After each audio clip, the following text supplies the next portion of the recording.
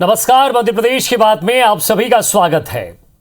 UP विधानसभा चुनाव के लिए भाजपा, कांग्रेस समेत सभी दलों में सियासी तैयारियों का माहौल गरमाया हुआ है और हम बात मध्य प्रदेश की करते हैं तो यूपी की बात क्यों कर रहे हैं, ये भी आप सोचने की जरूर जहमत उठा रहे होंगे, लेकिन इसका एमपी कनेक्शन है। कैसे, जरा इसको समझाता हूं। मध्य प्रदेश भी इससे अछूता नहीं है क्योंकि यूपी से लगने वाले जिलों में चुनावी सरगर्मियां साफ नजर आ रही हैं। इसी बीच साधु संतों और विद्वानों को आमंत्रित करके चित्रकूट में 13 से 15 दिसंबर तक एक बड़ा आयोजन किया जा रहा है जिसका नाम है हिंदू एकता महाकुंभ। हिंदू एकता महाकुंभ को लेकर पक्ष विपक्ष में बहस छिड़ गई है। इस महाकुंभ में संघ प्रमुख मोहन भागवत की मौजूदगी होगी। बहुसंख्यक हिंदू आबादी से जुड़े मुद्दों पर मंथन होगा, जिस पर कांग्रेस ने कुछ सवाल उठाए हैं तो बीजेपी ने भी उनका जवाब करते हुए पलटवार दिया है। आखिर इस आयोजन को लेकर इतनी चर्चा क्यों है, जबकि दोनों ही दल बहुसंख्यक आबादी को साधना चाहते हैं? जरा इस पर बहस करेंगे, लेकिन उससे पहले क्या कार्यक्रम है, कौन आयोजन करवा रहा है, उद्देश्य क्या है और उस आयोजन में किस स्तर पर बौद्धिक होगा, जरा यह भी समझने की कोशिश कीजिए। स्वतंत्रता के पहले हम 75% थे, अब 60% हो गए हैं। हम जो अपेक्षा करते थे कुंभ से ऐसा हुआ नहीं, कुंभ प्रदर्शन मात्र रह गए। यह सोच करके हमने हिंदू एकता महाकुंभ का आयोजन किया। आने वाले 2-3 महीनों में यूपी में विधानसभा चुनाव है, जिसमें हिंदू एजेंडा प्रमुख तौर पर छाया रह सकता है। ऐसे चुनावी माहौल के बीच विद्वान साधु संतों ने हिंदुओं की आबादी कम होने पर चिंता जाहिर की है। संतों का कहना है कि देश में हिंदुओं की आबादी पहले 70% थी, जो अब घटकर सिर्फ 60% रह गई है। इसलिए हिंदू एकता महाकुंभ के जरिए हिंदुओं को एक करने की कोशिश की जा रही है। इसके लिए तुलसी पीठ के पीठाधीश्वर जगत गुरु रामभद्राचार्य जी ने चित्रकूट में हजारों संतों को आमंत्रित किया है। अहम बात यह है कि इस हिंदू एकता महाकुंभ में देश भर से बीजेपी नेता शामिल होंगे। 13 दिसंबर से 15 दिसंबर तक होने वाले इस महाकुंभ में 15 दिसंबर को संघ प्रमुख मोहन भागवत भी शामिल होंगे। इस महाकुंभ में धर्मांतरण, समान नागरिक संहिता, जनसंख्या नियंत्रण कानून, हिंदू सशक्तिकरण, गौवध निषेध समेत कई मुद्दों पर चर्चा होगी। राम मंदिर के निर्माण के बारे में जब बातें चलनी थी, कोर्ट के अंदर लड़ाई लड़ रहे थे। अब क्या कहने लग गए, हनुमान चालीसा भी करने लग गए।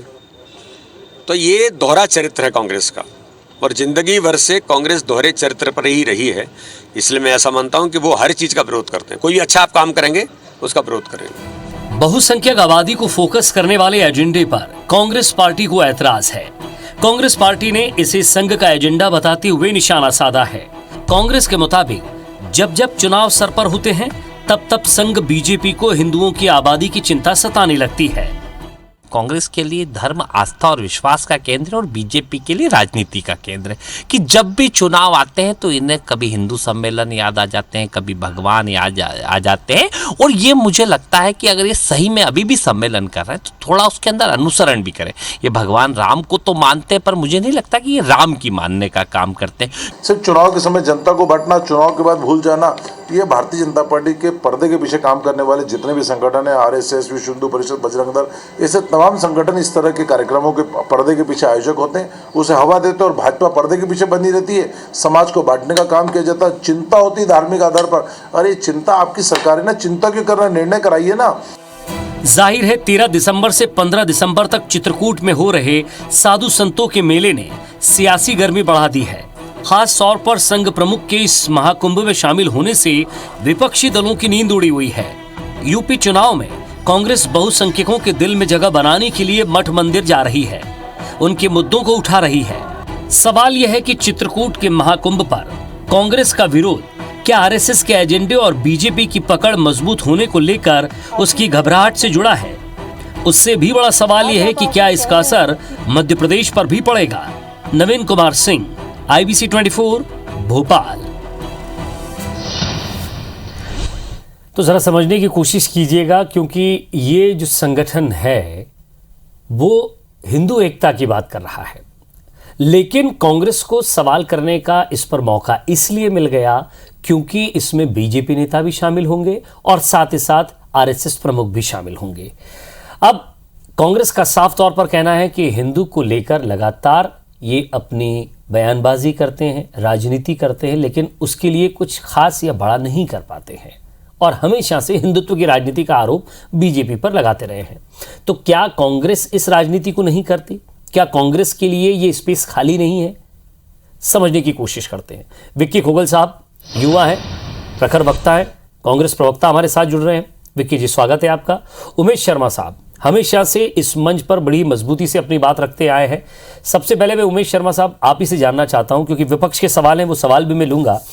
एक नया कुंभ, और हालांकि आप ये आयोजन नहीं करवा रहे हैं, तो इस पर आपसे प्रथम सवाल तो यही बनता है कि आप इस आयोजन में बौद्धिक के तौर पर शामिल होंगे, आरएसएस प्रमुख इसमें बौद्धिक तौर पर शामिल होंगे, और इसमें जो कुछ एजेंडे हैं जिसे आप बड़ी मजबूती से, मैंने देखा है कई बार इन पर बड़ा ही मजबूत आप बात रखते हैं ओजस्वी वाणी के साथ आप उमेश जी, तो कुछ मुद्दे हैं जिन पर आपकी छात्र राजनीति से लेकर आज तक मैं आपको वॉच करता आ रहा हूं। धर्मांतरण का मुद्दा, समान नागरिक संहिता का मुद्दा जो कुछ दिनों से चर्चा में था, जनसंख्या नियंत्रण कानून जिसके लिए बीजेपी नेता भी बातचीत करते आए हैं और आपके अनुषंगिक संगठन भी बात करते आए हैं, और दो महत्वपूर्ण मुद्दे जो हमेशा से घूम फिरकर कभी कभी आपके संकल्प पत्र में भी होते थे, हिंदू सशक्तिकरण और गोवध निषेध समेत कई मुद्दे जिन पर चित्रकूट में यहां चर्चा होने वाली है हिंदू एकता महाकुंभ के नाम से।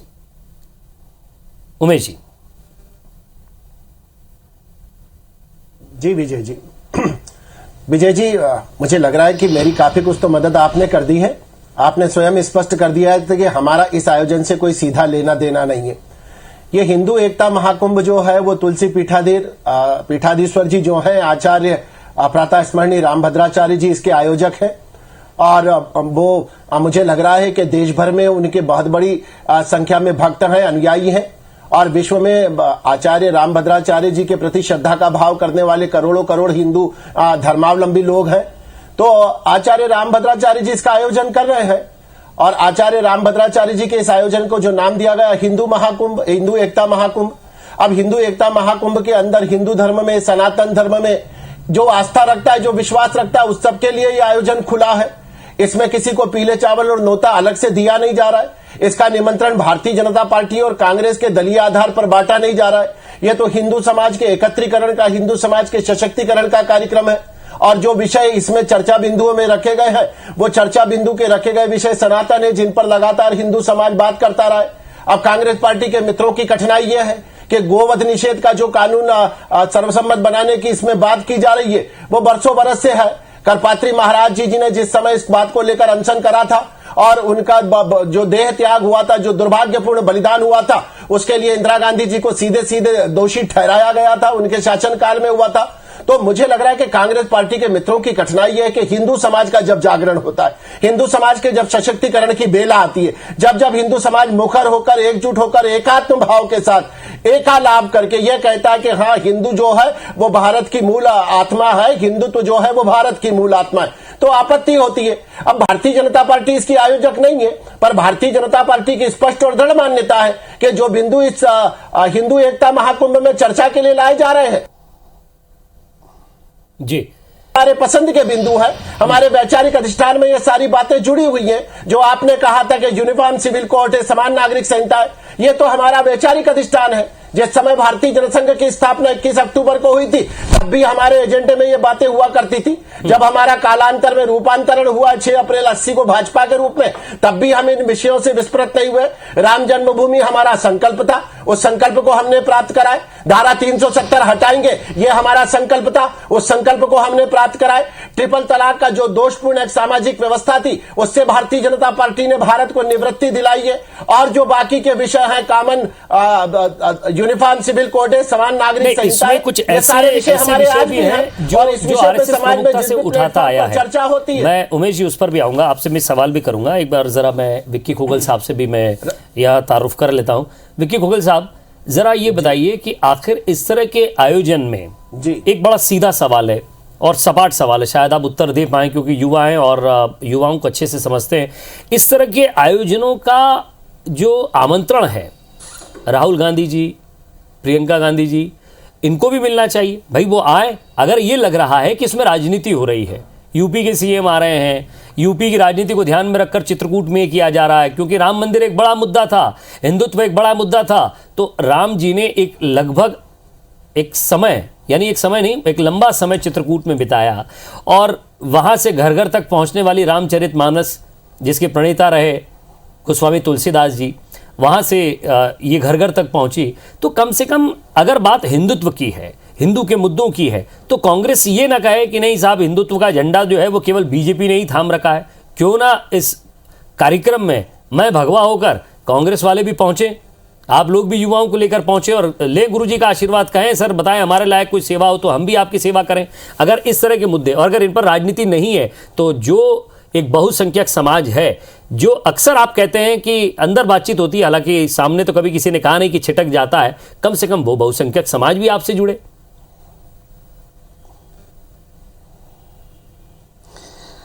विजय भाई, ये बात थोड़ी सी हास्यास्पद और थोड़ी सी आश्चर्यजनक लगती है कि जब हिंदू एकता के नाम पर कोई बड़ा आयोजन या समागम होता है और उसमें आरएसएस की विचारधारा के लोग, भारतीय जनता पार्टी से जुड़े राजनेताओं को बाकायदा निमंत्रण दिया जाता है और कांग्रेस को उससे अलग कर दिया जाता है, इतर कर दिया जाता है, इग्नोर किया जाता है।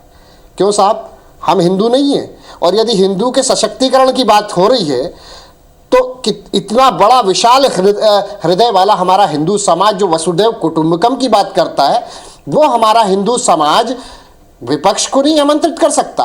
वो हमारा विपक्ष के जननेताओं को, विपक्ष के जो हमारे कार्यकर्ता हैं उनको आमंत्रित नहीं कर सकता। जब आप विपक्ष के इस देश के अंदर राजनीतिक गैर राजनीतिक रूप से जब इस देश के राजनीतिक दलों को एक मंच पर नहीं ला सकते, तब आप कैसे बात करेंगे कि ये शायद जो है शर्मा जी भी ये कह पाए, क्या है कि आप लोगों के नेता जो हैं वो केवल चुनाव के समय ही मंदिरों में जाते हैं, हालांकि रोज पूजा पाठ करते होंगे, मेरे पास उसका कोई डेटा नहीं है, लेकिन जब चुनाव आता है तब आरोप लगाती बीजेपी, जिन्हें उदाहरण करते हैं, तब कहते हैं हम हिंदू हैं, तब जो है काशी में, वाराणसी में, अलग अलग जगह जाकर नजर आते हैं, गोरखपुर में नजर आते हैं, मंदिरों में, मठों में नजर आते हैं। अगर साल भर यही अगर प्रक्रिया रहे तो क्यों संत आपको नहीं बुलाएंगे?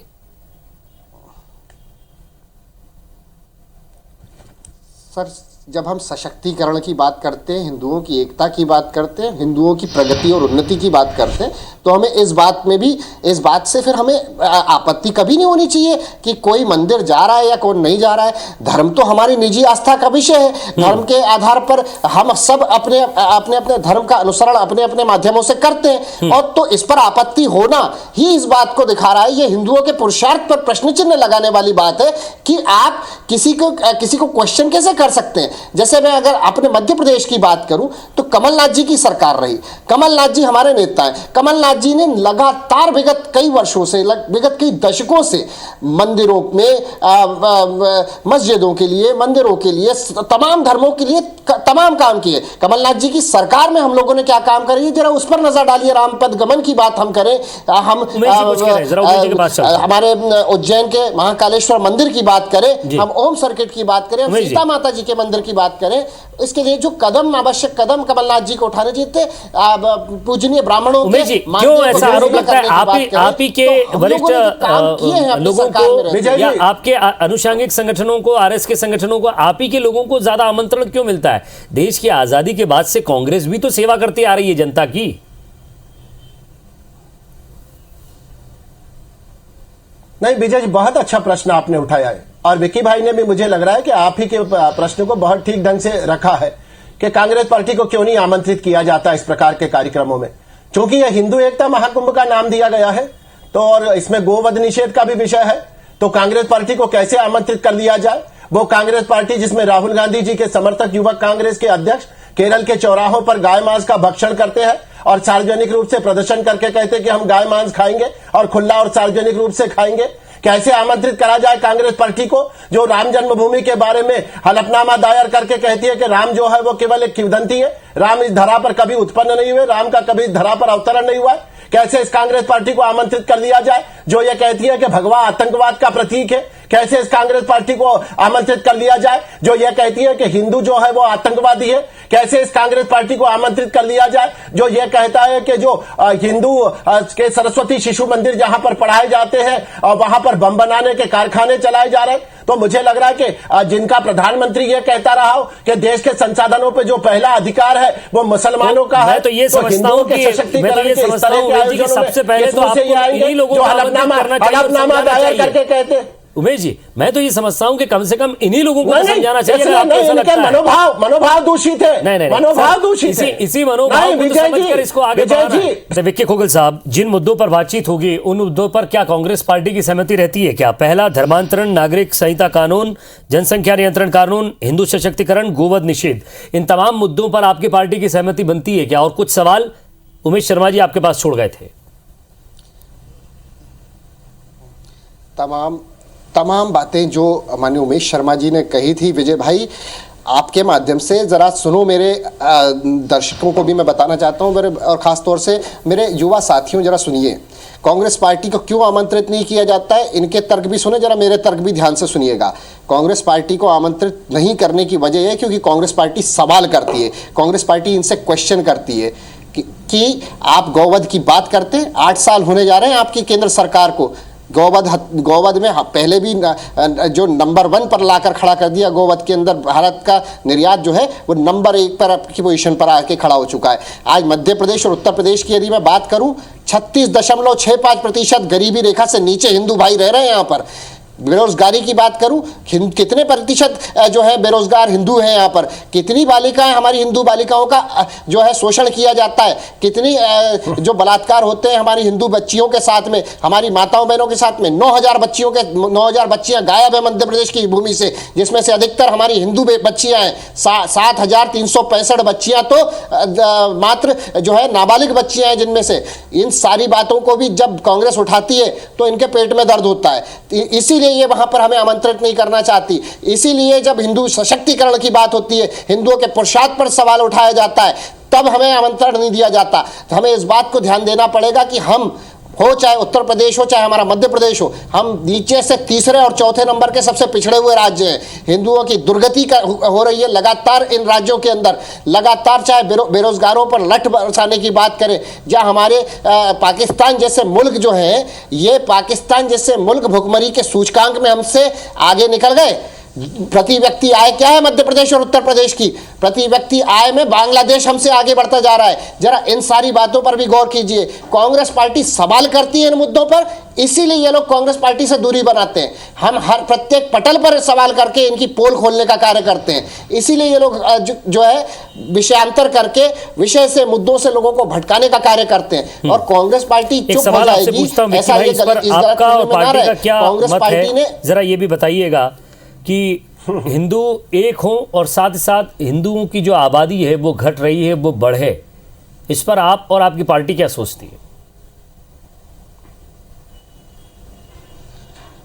देखिए, हिंदू एकता की बात करें, चाहे राष्ट्र की एकता की बात करें, राष्ट्र की जो अखंड चेतना है उसे मजबूत होना सबसे ज्यादा जरूरी है। जो संविधान के अनुसार कार्य करने से, संविधान के अनुरूप कार्य करने से राष्ट्र की एकता, चाहे वो समाज की एकता हो, चाहे राष्ट्र की एकता हो, वो अखंड तभी हो पाएगी जब संविधान अनुरूप कार्य होंगे। ये हमारा मत है। हम संविधान को मानने वाले लोग हैं, हमारी पार्टी संविधान को मानने वाली पार्टी है। जहां तक हिंदुओं की जनसंख्या की बात है, जनसंख्या हमारे देश की 130 करोड़ की है और 130 करोड़ इस देश के अंदर जो रहते हैं वे हिंदू भी हैं और उसके बाद में सबसे वो भारतीय भी हैं और वो संविधान उनका धर्म ग्रंथ है, संविधान को मानने वाले लोग हैं। इसीलिए उसी एकता के बलबूते पर हम मोदी जी के आने के पहले 2014 में भी हम इस विश्व का तीसरा सबसे तेजी से बढ़ता हुआ देश हम बने थे। हमारे और आपके पूर्वजों के पुरुषार्थ से, उनकी मेहनत से बने थे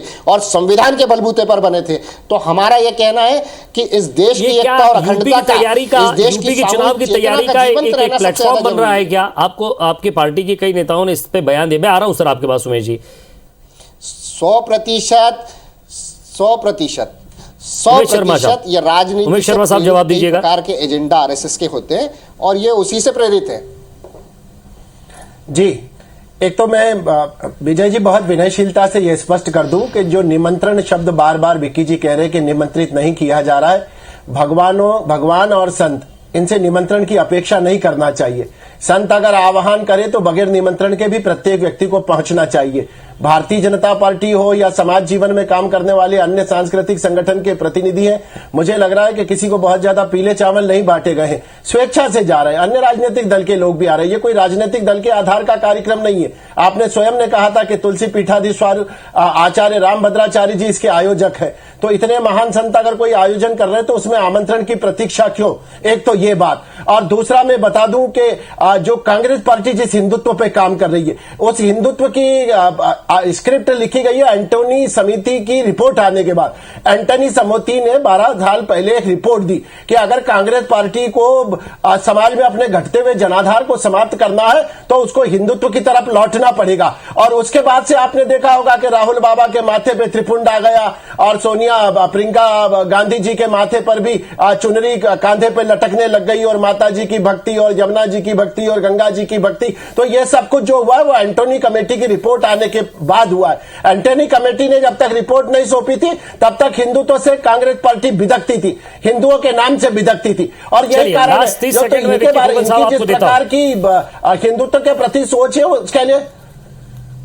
अरे सर विजय भाई इस देश के गृह मंत्री रामायण की गलत व्याख्या करें, कोई बजरंग बली को दलित कह रहा है, कोई सीता माता को टेस्ट ट्यूब बेबी कह रहा है, आपके खुद के केंद्रीय मंत्री किरण रिजिजू बीफ खाने की बातें करते हैं और आप कांग्रेस पार्टी से प्रश्न चिन्ह कर रहे हैं और एंटनी कमेटी की रिपोर्ट का हवाला दे रहे हैं। अरे एंटनी, हमें किसी कमेटी की गृह मंत्री ने तो कहीं पर भी रामायण की गलत व्याख्या नहीं करी है, हिंदुओं की नहीं करी है। बहुत कुछ काम तो परम राम भक्त है, उनके तो जीवन में रोम रोम में राम है।